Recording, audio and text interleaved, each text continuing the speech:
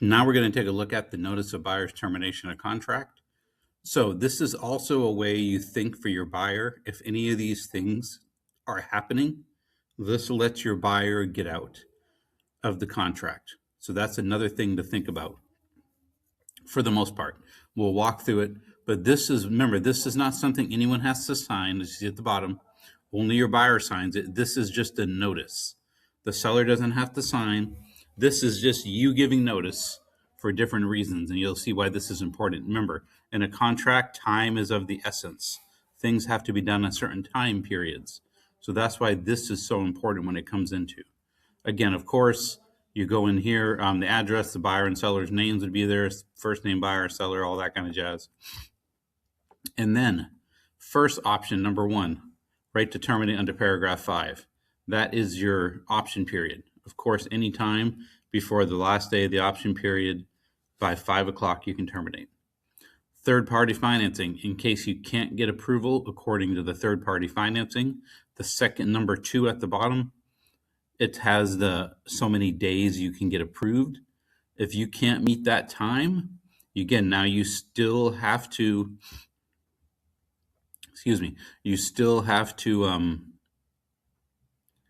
have the letter, like right here. It talks about the seller's written statement setting reasons for lender's determination. You can't just say, I couldn't do it.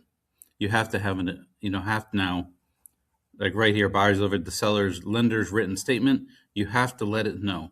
So if this one, you can't hit the addendum to the contract. The other one is that sometimes the property does not satisfy in accordance with the third-party contract. Remember, there's 2 paragraphs. I'll see if I can pull up again really quick, so you're probably going to be like, you're going too far, Andrew. So let me explain, because it's important to know kind of what you're looking at. So I'm just jumping into my zip forms real quick to show you third party. So there's 2 parts here. So again, if you go to third party at the second part, number 2, the first part is the amount of days. The second part is subject to buyer's approval. And the B right here, sorry, the first part is the number of days. B is the buyer, if the buyer or lender determines the property does not satisfy lender's underwriting requirements for the home, such as appraisal, insurability, and lender required repairs. So those are the 2 things you want to think about. Oh, got it, wrong spot. Here we go. So one of them is the time. The other one is the property doesn't work. Okay.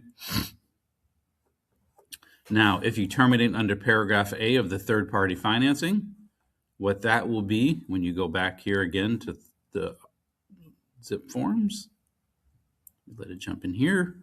Now, if you look at the mandatory HOA form right here, it's talking about, go back to show you again, under paragraph A of the mandatory HOA. If you go back to paragraph A, right here, you have to have this delivered so many days to the buyer. Usually the title company will usually deliver it to the seller, but it's important to be sent to the buyer and have the knowledge and the date when that has to happen.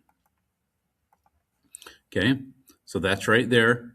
The next one is the seller's disclosure notice.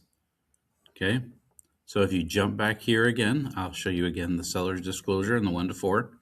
Kind of glad we're going back and forth. You can see kind of where this is. These are very important dates.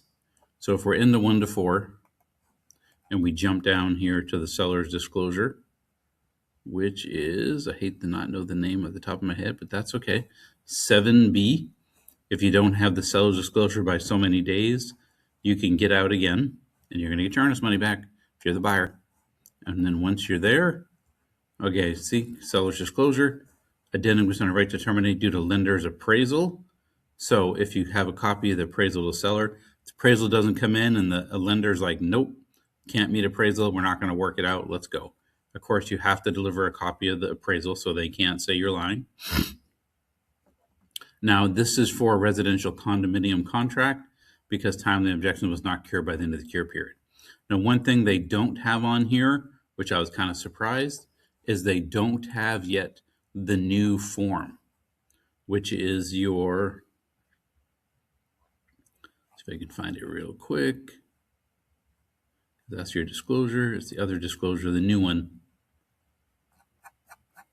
Again, I should have had that ready. I apologize, guys, but that's right. We're going to show you.